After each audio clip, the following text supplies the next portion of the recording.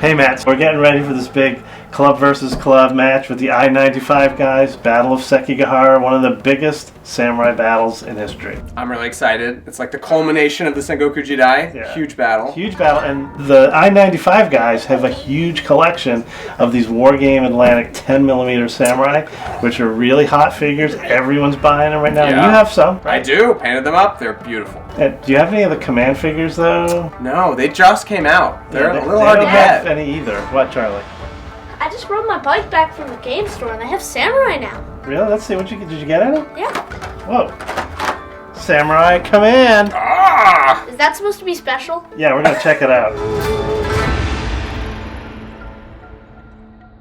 All right, hey folks, this is Matt from Mark's Game Room. We're going to talk about the Wargames Atlantic very newly released Samurai Army Command in their kind of new grand battle scale range, which is pretty roughly 10mm. So we start with the front of the box. We've got a very, very nice illustration, which is in their kind of new style that they have on their other two boxes, the Samurai and Ashigaru, that are kind of companion boxes for this. They've just released this new army command that will make those, I think, a really great addition for anyone who's going to start a samurai army. So on the back, we can look and see what the actual contents of the box are. Let me get it beautifully in frame.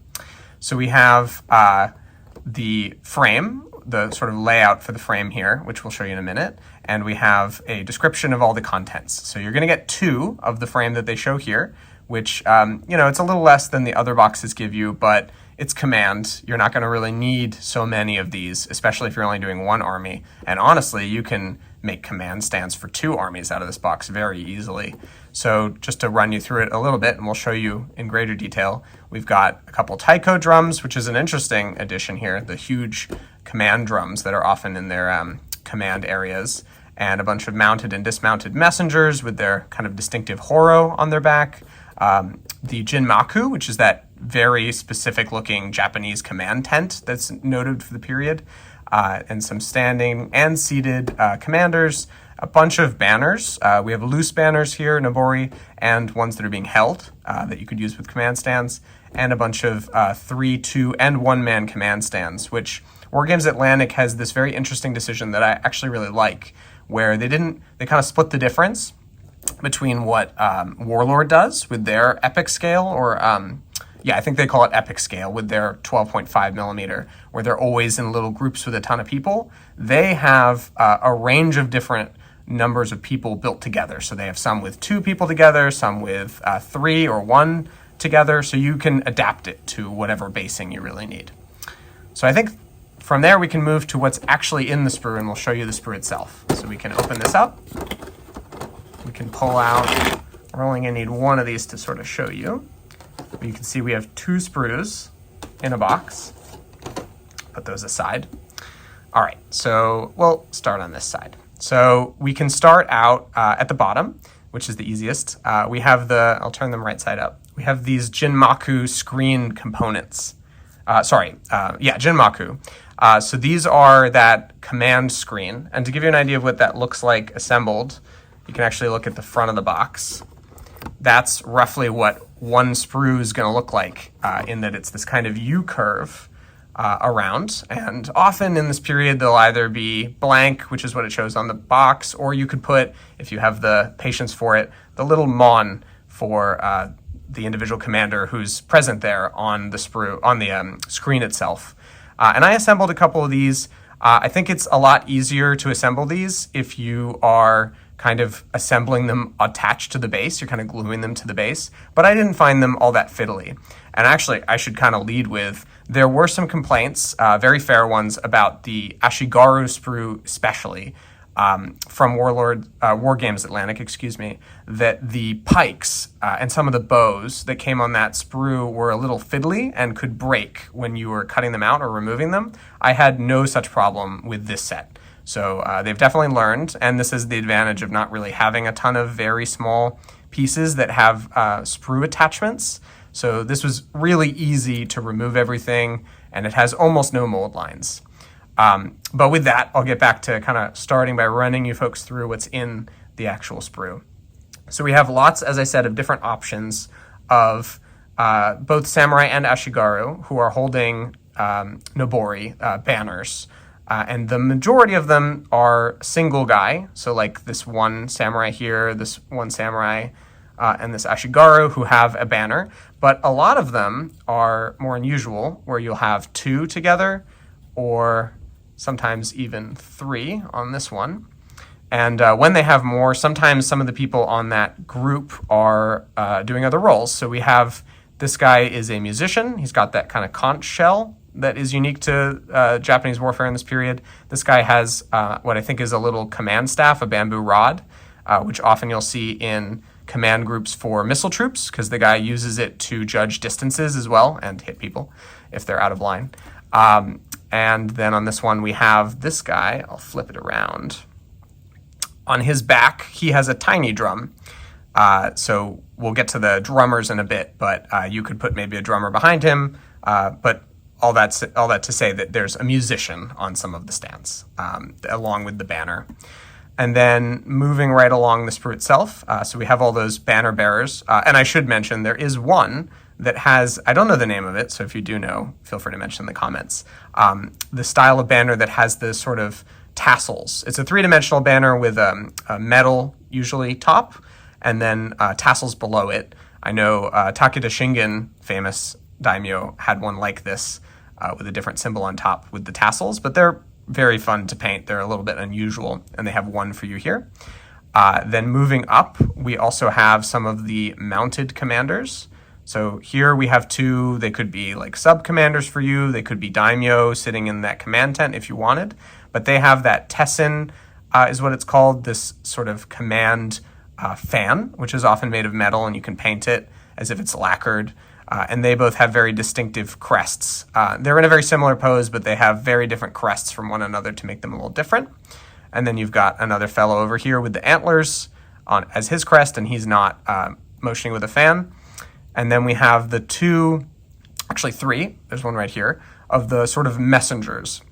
And they're wearing what's called a horo, H-O-R-O, and it's this sort of balloon made of fabric, I think with kind of skeletal inside, that designates that they're messengers, and you can paint that with a color. So you have the 2 that are seemingly, they've approached their daimyo and they're delivering him news or waiting to receive news to go deliver it, and you have the one who's riding off to go deliver the news itself. So they're both really good to go in that tent, talking to their commander or waiting orders from him, and this guy's obviously riding off. And then moving up the sprue a little more, we'll rotate it again. We have 2 more of those sort of daimyo-like figures who have tessen again, and they're motioning with them to give orders, and they're just like the ones below. Actually, they look like a pretty perfect mirror match, where they both have similar crests to an equivalent below them, the one with the longer crest and the one with the short one. And then next to them, there's a guy who's seated, clearly a samurai, but he's not on one of those sort of folding chairs. So I'm going to assume he's probably there to be a retinue member, bodyguard, hatamoto kind of guy, because he's probably not a daimyo if he's on his knees like that. And then we have one on the right here who's bareheaded. He's got his helmet off, and he's probably doing the same thing. And then we have 2 drummers that could either be used, and there's one actually below, 3 drummers, that could be used for this big taiko drum, which you could have in that command tent with the commanders as their messaging system, as it were, which is pretty common in the period, or you could maybe base it separately. And those same drummers could even be put, if you wanted, behind the drum-carrying Ashigaru in the command stands, if you wanted some of that little storytelling there.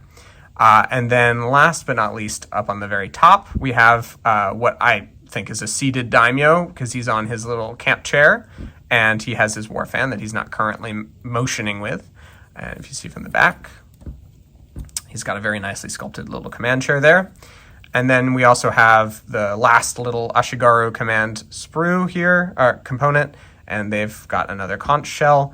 And we have the just loose nobori, which you could put alongside that tent, or they're clearly static, no one's holding them.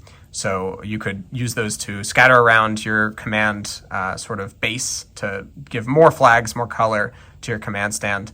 And last is these 2 poles, And those actually go with the Jinmaku stands on the very bottom or top of the sprue. And they're to be the edge so that when you do curve the Jinmaku tent around, you can have the end of it be another of those poles because they don't know how big you want to make one. So I will say with 2 of those sprues together, which I'll put them together, this is the full contents of the box, you're going to get enough Jinmaku tent to very clearly make 2 really solid command bases, which is what I'm working on right now, that will have, what I find is that those Jinmaku screens, when they're fully assembled, which they actually kind of show you on the back of the box, they make this beautiful little U shape that fits perfectly on a 40 millimeter command stand. And you can see they've done some examples of what that might look like. The one on the bottom, they used one of the mounted guys as a daimyo in the center of it. He's got a guy in a horo kind of awaiting his orders and his little command group behind. And they put 2 loose nobori right next to the command tent to show how important this guy is. And then on the top one here, they have the taiko drum, that huge drum. So just some examples of what they do with it. I think it's really great that the tent itself fits really neatly on a 40 millimeter square, which Mark has kindly just handed me. So if you put them all together, they're going to fit really nicely on this. You can kind of see here how 2 of them sit next to each other and make up one side, and they'll just wrap around the edge of it. And you can fill that in with all kinds of cool dudes, make a little diorama, which I love. So that you'll get essentially 2 of that if you want to make something in that style, which is perfect for essentially any samurai game. It's going to be really rare. I can't think of any battles where you're going to have more than 2 command tents like that. That's going to be for the highest ranking commander, and it'll look really distinctive. And then you can make quite a few of the sort of sub-commanders. I'll move this one away again. Where their example, they have very often, they'll put together like a mounted commander with a single banner, maybe a single group, or you could put one of the samurai with mounted commanders with a single banner like this behind him, and that could be like your subordinate commander. And with this pair of sprues, I think you could make several armies worth, honestly, of that kind of commander. You can make quite a few of them. And of course, you can also use, because they give you so many of these Jinbauri, of the Ashigaru and Samurai with banners, Nobori, that you could also sprinkle them into your normal units if you wanted command bases, in addition to those little command stands that you might make for individual commanders.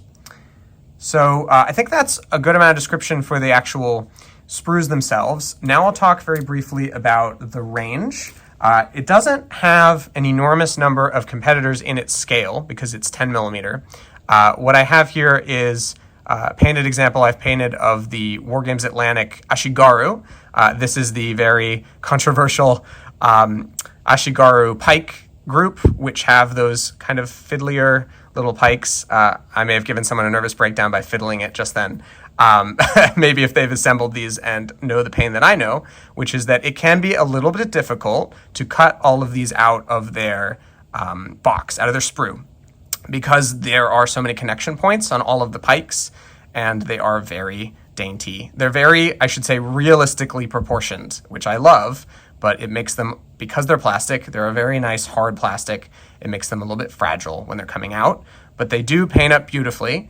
I do have a method for cutting them out, which is you use your absolute best snips, your hobby snips. I get like Tamiya, I think, or maybe there's like a Gunpla, like Japanese ones that are very high quality. I strongly recommend that, or an extremely sharp hobby knife. And you want to definitely brace a finger behind them when you're cutting them out.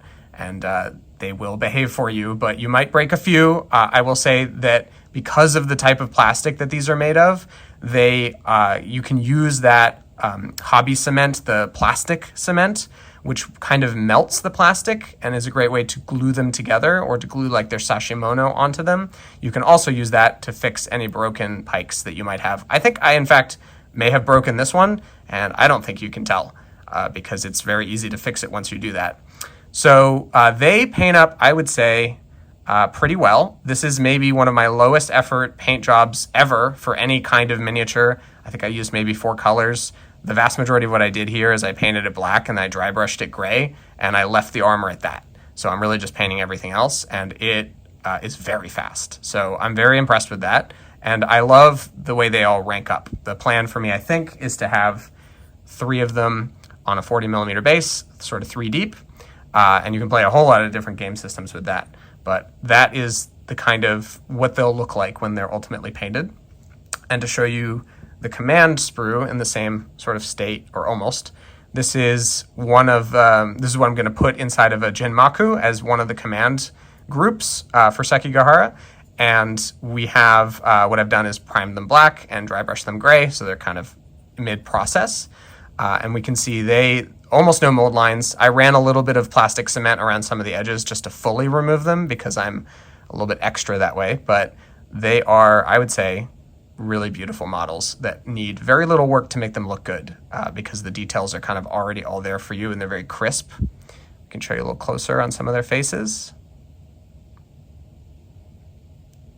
Just really detailed, really beautiful little models. And I'm so glad that they did come out with the command set.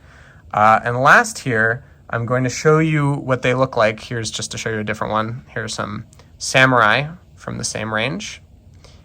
And I'm going to show you what they look like compared to the other real alternative in 10 mil, which is Pendraken. So Mark has got some Pendraken miniatures here. This is a Pendraken Ashigara. So actually, let me grab their real equivalent, which is the Ashigaru spear. And we can put them exactly next to each other so you can get an idea for what they look like. All right, so they're at exactly, their feet are lined up. We can see their pikes are the same height, which is interesting. Their general body proportions are very similar, but they've got about a millimeter of short going on. They're just about a millimeter shorter than the Wargames Atlantic. They probably would do okay if they were in different units that were right next to each other, but they are just a tiny bit small by comparison, but not in a way that's completely unmanageable. And they have a similar level of detail. I would say they're a little bit older sculpts, so they don't favor so well compared to Wargames Atlantic, but they're definitely nice miniatures. And I'll show you, because we have some more examples here, I'll show you an individual miniature from Wargames Atlantic. Actually, we'll compare him to the one who looks like he's doing the same thing. So we've got a single Ashigaru gunner from Wargames Atlantic that I've painted here, and we have a single Ashigaru gunner from Pendraken. The Pendraken one's kind of leaning forward a little more, but you can see he's noticeably shorter. He's a significant amount shorter. And in fact, I know some people love getting exact measurements for these kinds of things. I'm going to hold up a ruler and we'll get a real measurement on how tall this guy is. He is, it looks like, exactly 11 millimeters from foot to eye for the Wargames Atlantic. And we can compare that with Pendraken, which looks to my eye to be something like between 8 and 9 millimeters from foot to eye. So they're very close, but not perfect in terms of comparison. And then last here, I'll show you, just so you get an idea of the full range. These are the Wargames Atlantic Samurai, which come in their Samurai box. So you've seen kind of some of every one of the boxes that they offer right now. They also paint up really easily. And they're on somewhat larger horses than what I understand the Pendraken horses are. I don't have any of those in front of me to show you, but I understand that the Pendraken horses are kind of small, which is historically accurate, but they may actually be a little bit harder to compare with Wargames Atlantic because they're a little bit more different. So with that, I think we've run through everything that Wargames Atlantic Samurai at least has to offer. So remember, we're going to be having that really exciting Sekigahara video. So don't forget to join us for this huge Wargames Atlantic models first action where they get blooded in the Battle of Sekigahara. So the sort of capstone of the Sengoku Jidai Warring States period. Really big samurai battle. So remember, like and subscribe and join us for Sekigahara on Mark's Game Room. Great. Dad, can I have the box back now? Okay.